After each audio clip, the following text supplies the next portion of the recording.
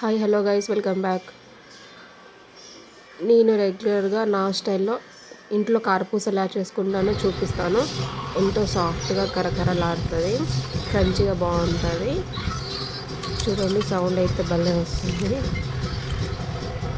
మంచి క్రంచిగా ఉంటుంది, బాగుంటుంది. మా చిన్నోడికి బాగా అయితే చాలా ఇష్టం. ముందుగా అయితే రేషన్ బియ్యం తీసుకున్నాను. నేను రేషన్ బియ్యం తీసుకొని వాష్ చేసుకొని పెట్టుకున్నా. వాష్ చేసుకొని ఆరేసుకున్న ఒక 2 days. దాని తర్వాత మినప్పగుళ్ళు, శనగపప్పు ఇవి కూడా వాష్ చేసుకొని టోస్ట్ చేసి పట్టించాను. బియ్యం పిండి పట్టించాను. పట్టించినాక 1/2 cup నువ్వులు, పిండి ఉంది కదా, పిండిలో 1/2 cup నువ్వులు, తెల్ల నువ్వులు, 1/2 cup జీరా, సేమ్ క్వాలిటీ వేసుకున్నా. ప్రతిసారి అంతే చేస్తాను నేను. 1 tablespoon కారం.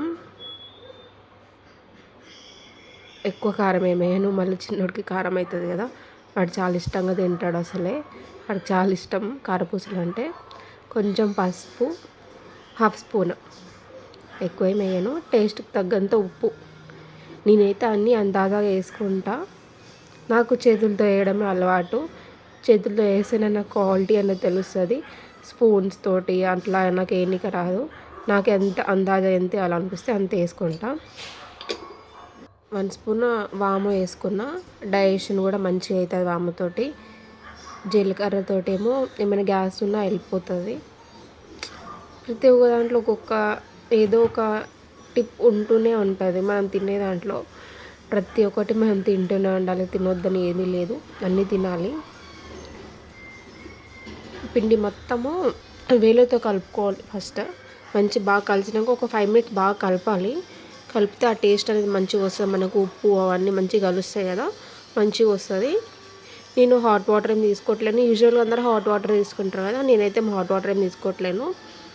నార్మల్ వాటర్ తీసుకుంటున్నా. కొంచెం కొంచెము వేసుకొని వేళ్ళతో పిండి మొత్తం ఇట్లా కాకుండా వేళ్ళతో కలుపుతున్నా. మీరు చూడండి, వేళ్ళతో కలిపితేనే పిండి మంచిగా వచ్చి క్రంచిగా అవుతుంది. మనం కలిపే పిండిలోనే ఉంటుంది ఏదైనా టేస్ట్ అయినా, చపాతీ అయినా, రోటీ అయినా, ఏదైనా సరే మనం కలిపే దాంట్లోనే ఉంటుంది. మీ టేస్ట్ బాగుంది కదా, నా టేస్ట్ బాగుంది కదా అనేసి అంటాం కదా, అట్లా ఏమి ఉండదు. అందరు సేమే చేస్తారు, కాకపోతే కలిపే విధానంలోనే ఉంటుంది. ఫస్ట్ వేళ్ళతో కలిపితేనే మంచిగా కలుస్తుంది పిండి అయితే. మనం సాల్ట్, కారం అవన్నీ వేసాం కదా, బాగా కలుస్తుంది. ఇలా బాగా కలిపినాక ఒక 10-15 minutes పక్కన పెట్టుకున్నాను నేనైతే. ఇట్లా అయింది కదా, కొంచెం మెత్తగా అవుతుంది పిండి, ఏం లేదు, కొంచెం మెత్తగా అవుతుంది. మెత్తగా అయ్యి మనం సాల్ట్ వేసినాం కదా, సాల్ట్ అనేది అందులో కలిసిపోతుంది. సాల్ట్, కారం అనేది కలిసిపోతుంది. మన టేస్ట్ కూడా వచ్చేస్తుంది ఆటోమేటిక్గా, బాగుంటుంది. ఒక శనగపిండి లాంటి స్మెల్ బాగుంటుంది. నా దగ్గర అయితే ఇన్ని వెరైటీస్ ఉన్నాయి. నేను ప్రతిసారి అయితే ఇదే యూజ్ చేస్తాను. సన్న పూసలా చేస్తాను నేను ఎప్పుడు.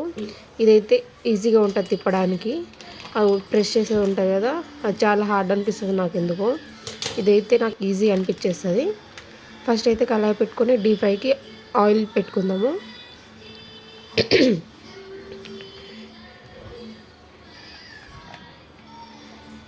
రీసెంట్ టైంలో నా చేయి కాలిపోయింది. ఇంకా అప్పటి నుంచి నాకు ఆయిల్ అంటే చాలా భయము. ఇంకా అప్పటి నుంచి ఎలా చేయాలి అనేసి నేను ఒక ట్రిక్ ఆలోచించలేదు, కాపీ కొట్టా. వేరే వాళ్ళ దగ్గర చూసాను నేను. మా అత్తమ్మ వాళ్ళు వేస్తుంటే ఇలా ప్లేట్ మీద వేసి అందులో వేసుకుంటారు. మా చిన్నత్తయ్య చేస్తుంది అలా. నేను చూడలేదు ఎప్పుడు, తన దగ్గర చూసా, నేర్చుకున్నా. సో ఇదేదో బాగుంది కదా అనేసి ఇంకా అప్పటి నుంచి ఇలానే ట్రై చేస్తాను నేను. మంచిగా వచ్చినాయి.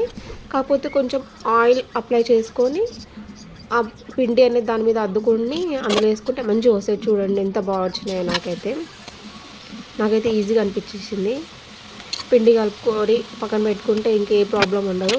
మనకు ఎక్కువ ఆయిలీ అవ్వదు, ఏమీ అవ్వదు, ఈజీగా అయిపోతుంది. నాకు వంట అంటే చాలా ఫేవరెట్. అసలు నాకు వంట చేయడం అంటే చాలా ఇష్టము. కాకపోతే ఆ బాసనలు తోమడమే కొంచెం కష్టం అనుకోండి. అందరికీ అదే ప్రాబ్లం కదా, నాకు అట్లనే అనిపిస్తుంది. ఇలా అన్నీ గోల్డెన్ బ్రౌన్లో వచ్చినాయి, బాగున్నాయి. చూసి నాకే నోరూరిపోతుంది. అక్కడక్కడ నువ్వులు, జీలకర్ర, వాము క్రంచిగా భలే ఉంది. మళ్ళీ గడుగుకుంటాడా అస్సలే లేదు. అక్కడి నుంచి వాడు అరుస్తూనే ఉండండి, పట్టించుకోవట్లేదు. వాడికైతే చాలా ఇష్టము. నేను వీక్లీ ట్వైస్ చేస్తూనే ఉంటాను, సారీ మంత్లీ ట్వైస్.